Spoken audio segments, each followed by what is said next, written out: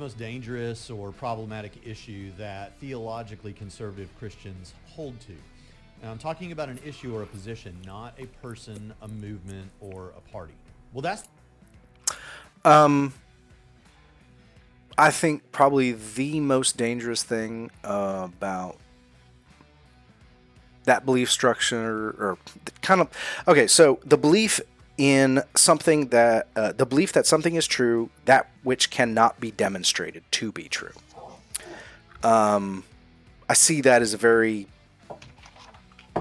I hate using the term, but kind of like a slippery slope. Like, you know, if I believe that X is true and X cannot be demonstrated to actually be true, well, I might accept anything that cannot be demonstrated to be true as true.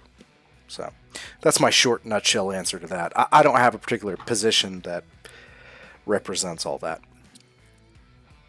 My answer would be that the subject matter needs to be legislated in some fashion. That, going back to the Great Commission, that the teachings of the Bible not only have to be shared with others, but they have to be legislated into law, into any particular country, the U.S., and others have to abide by. I would say that that's the most dangerous. Yeah. Cool. Let's see how he ends up here. Go ahead. All right. The list for 2021, and thanks for taking the time to watch the video. Okay. Well, sure hope you that's will it. Respond in the comments. This is a video I have to admit I've already watched, so I had a chance to kind of ruminate on his questions, and I actually responded in his stuff. So my full answers are there if anybody cares to look at them. But yeah, man, that's it. Did you have any wrap up for this particular video? I thought it was interesting that he would break apart the heavy theological questions with just, what do you think of this? What's your favorite this?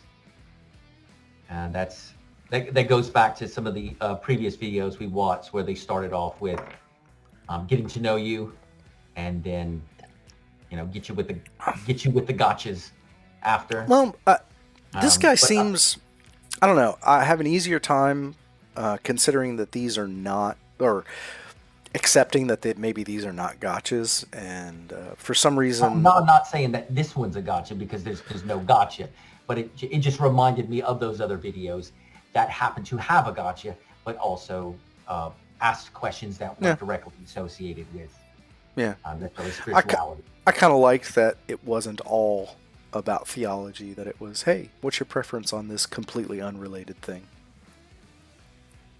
No, that's a gotcha. Yeah, I'm sure it is. He got me with the cat dog thing.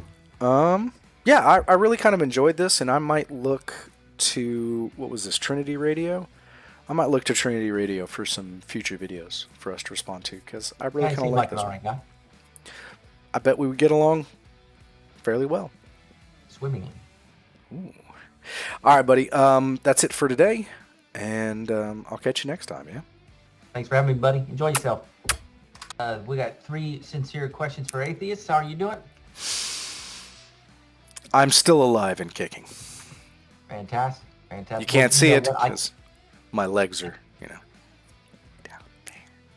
Well, as long as... Look, I will believe you when you make a claim. Just have faith, brother. That's as mundane as I have legs. Because I've seen your legs. I'm assuming they're still there. Yep. They're cheetah legs. This fellow, 3 questions for atheists. Only 3. So... Mm-hmm. And the title of this video is 3 sincere questions. So put your sincerity hat on. Let's see if we can... Let's see how sincere we can answer them. Yes, please. Continue, sir. So I've got 3 questions that I want to ask atheists. And these aren't gotcha questions. I sincerely want to know. Okay, I'm assuming they're gotcha questions. But yeah, go ahead. He thinks he doth protest too much. Sincerely want to know the answer to these questions. First question is, do you believe that God does not exist? Do I believe he doesn't exist? Well, here, No, please go ahead. Which one? That's what I was going to start with. We can assume Christian.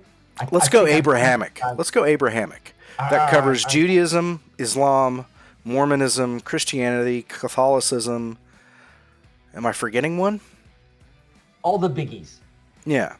There's like 40,000. So let's just assume Abrahamic. What do you say? I do not believe that God exists. No. Okay, so you have the positive belief that it does not exist. Correct. Would that be fair? It does not exist. So I like to address things in probabilities or confidence levels. I'm reasonably confident that God doesn't exist as well. However,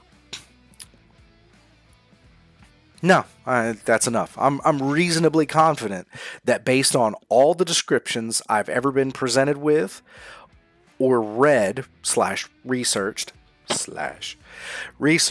that God does not exist because it's logically impossible. It's just an illogical being. Just the idea, especially the Trinitarian version of it, where A equals A and not A at the same time. You're breaking off Protestants from the yeah, I don't care. So the Trinitarian version of it, the Abrahamic God, I don't see sufficient reason to think that it does exist, and I think there's sufficient reason to justify the statement that it does in fact not exist. I do hold a small amount of space open for me to be demonstrated wrong. But that is that's my agnosticism coming in because of the way I am. Go ahead. All right, then I ask you, what would fill that space? Evidence. Can you give an example of evidence that would convince John? Yes, absolutely. Empirical evidence that is capable of being investigated and tested by the scientific method whereby the data resultant of those tests verifies or concludes and supports the hypothesis. Is that it? Yeah. Jesus. What a fucking pushover. Easily swayed, are we? Well, I mean, most of my positions that I hold high degrees of confidence in are evidence-based anyway. Well, what's an example of evidence? Because some people don't accept certain things as evidence. So here, a really good example of evidence that I accept, empirical evidence that I accept as demonstration of the hypothesis is the fusion of chromosome 2 in support of evolution and common ancestor. I'm not going to go through it all. If people really want to know about it, just go look it up. So that would be an example of empirical evidence that supports the hypothesis, as I laid out. The hypothesis that evolution does not exist. Right. No. Of evolution. I was using in support of the hypothesis of evolution. That is an empirical piece of evidence that I accept as evidence of evolution. Not necessarily that God does not exist. So you would expect something similar to support the claim that God exists. The reason I leave open that gap for the Abrahamic God to be demonstrated to be true is because I don't have empirical evidence that it doesn't exist. Just every single argument has failed.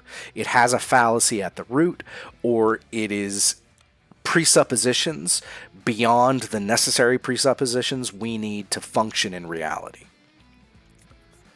Okay, well, I would respond to this situation with I won't accept any argument as evidence for God, at least the Christian God, because an argument just isn't good enough. Like you saying convincing words isn't enough evidence to convince me that this thing is real. You're going to need more than that. I've had people ask me what kind of evidence, and I thought about other people's responses, and they're typically scientific evidence or and that's why I use the physical words. evidence. That's why I use the words empirical evidence. Right, right. The term, and I really thought about this, and I was thinking, what is the evidence thing? And I realized that when people say scientific or when they say empirical, they're referring to measurement, a measurement of a kind. And we have weight, and we have length, and we have time, and these are all measurements, and we use these to support hypotheses and to support theories and to create our laws, things like that. And if it's not, and I would hold, until proven wrong, I would hold that if you can't measure it in any way, it ain't a thing. That's where I would stand. Okay. The way I address that is the time to accept any given proposition as true is after it has been demonstrated to be true and not before. And now, some people would argue that it has been demonstrated. Well, and by rejecting the evidence. And by demonstrated, I mean you need empirical evidence that just as I laid out before. And so it's like, if we can't test, measure, interact with at all, I'm not saying you're wrong, but I'm not going to say you're right either. Show your work. Agreed. All right.